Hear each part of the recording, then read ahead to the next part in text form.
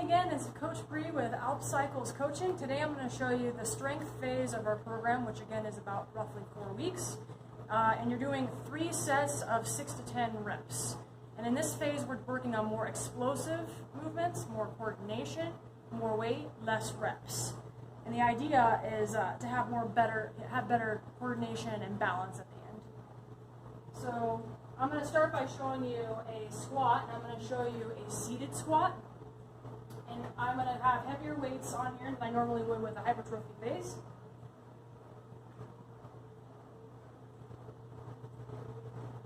And I'm going to do a low bar squat. So again, the bar is not at my neck. It's on that nice shelf that's here. I squeeze my shoulders, a nice shelf I'm laying on. I have a wider stance with my hands. Pushing up. And I'm going into a seated position. Here I want to have as close to 90 degrees as possible with my knees. And you want to think about it as it's an explosive pop up. It's an explosive seated position. And it's a wide stance. And you should think about spreading the floor as you go down, really popping and exploding with and squeezing your glutes on the way up. And remember to breathe. So I breathe in.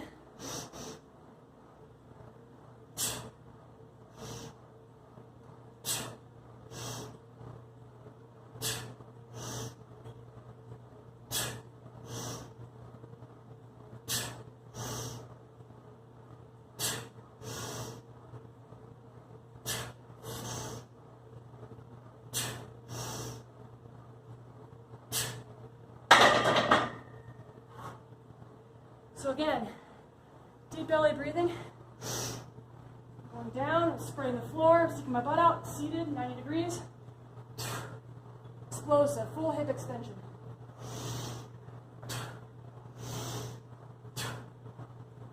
All right, now I'm going to show you a lat pull down, similar to the hypertrophy phase, except we're going to add more weight, and instead of doing 12 reps, we're going to max out at 10. So here I have an 80 pounds, 20 pounds difference from last session with hypertrophy. Same idea, you want to have, when you're going down, you want to make sure you have as close to a 90-degree angle as possible with your knees for proper form. So I have a hook grip.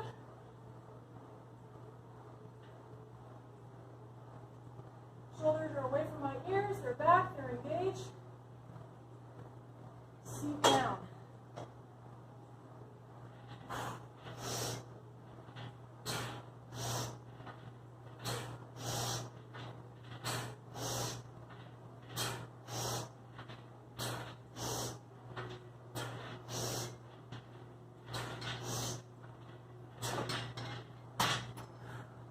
It's 6 there. 6 to 10 reps is ideally what you want to do. Show a slight variation of that, and it is a reverse pull-up.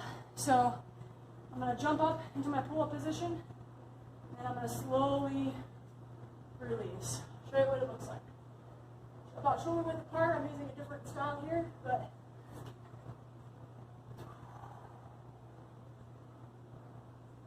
you can also use a chair to step up.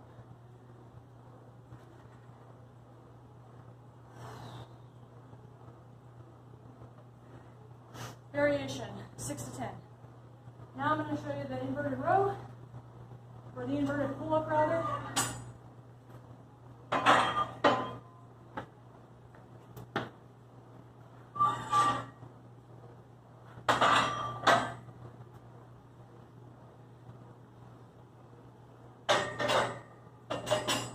To make it even harder, you can go down lower.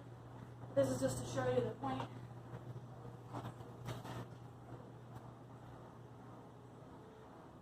Shoulder width apart, legs together.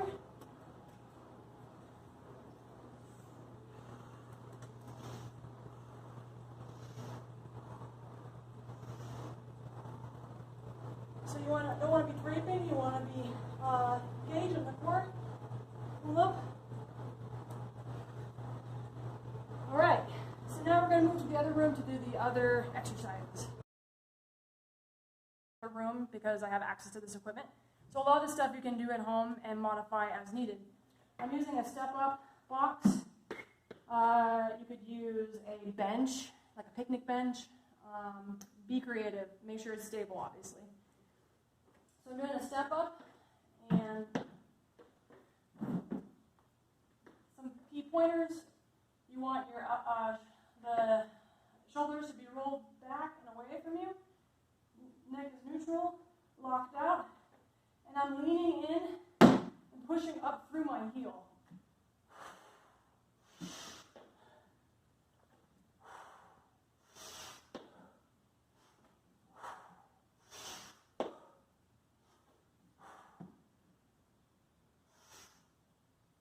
You can also take a break by completely stepping off and stepping up.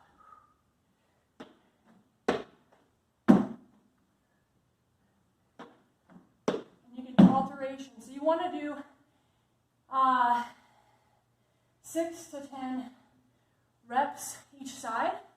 So I always like doing a variation. So for example, I'm working left side, step off, right side, step off, and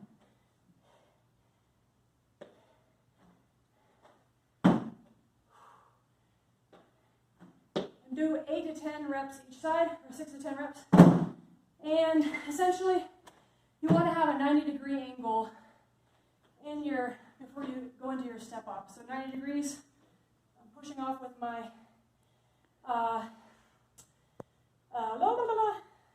whatever, the heel. So now rolling on to my next one. This is a, what are we calling this now? Split stance deadlift. So basically, you want to have the weight on the inside of your foot. And you want to hinge at the hip, like so. Stick your butt out, neutral back. You want to be hunched over like a turtle, neutral spine. And I kind of act like the other foot, the other leg is like a spring board, like a stabilizer of sorts. But all of your activity is coming from the left glute. If you're doing your left side, and you're hinging to pick it up. You don't want to be rotated like this. You want to be straight on, shoulders back, looking about 2 feet in front of you. Grab the weight, and I'm pushing off. You basically want to hinge until you feel a stretch, and then you're basically pushing off and basically popping your hip. Not like that, but you're just fully extending essentially. Feel the stretch. Pushing up. So I'll show you in action now. Left side.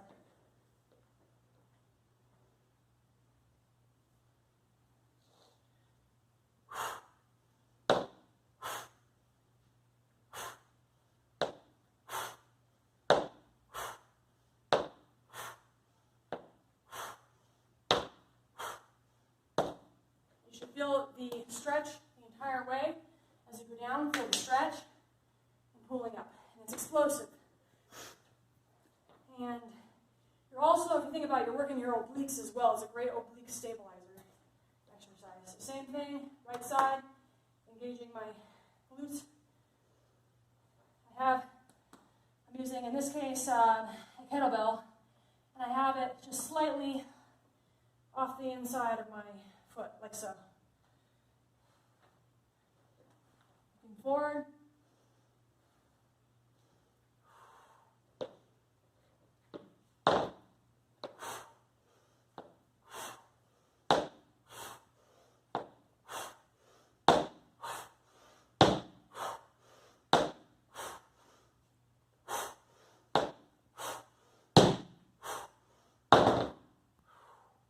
One thing you want to avoid is, as you're lifting up, is compensating with your arm.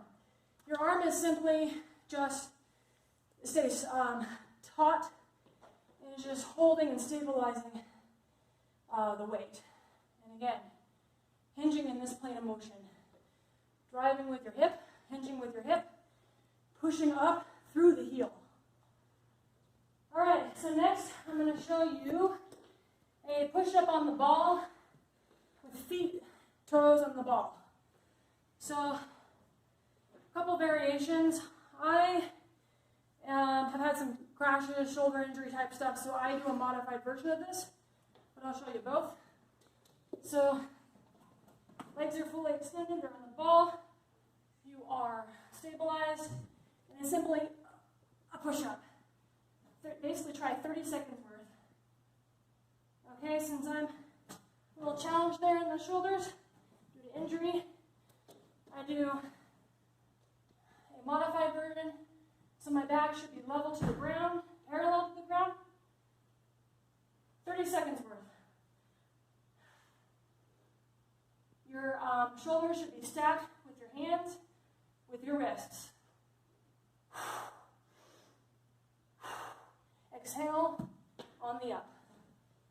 All right, so next is going to be what is called plank elbows to hand. So essentially, you're in a plank position, fully extended with the arms, and you're going down into your elbow. Hands are facing the sky, and then pushing up.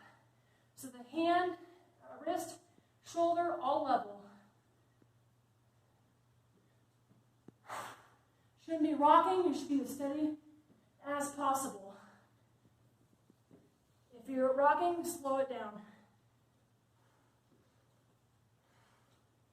And then I like to switch it up the other direction, so lead with the left side this time.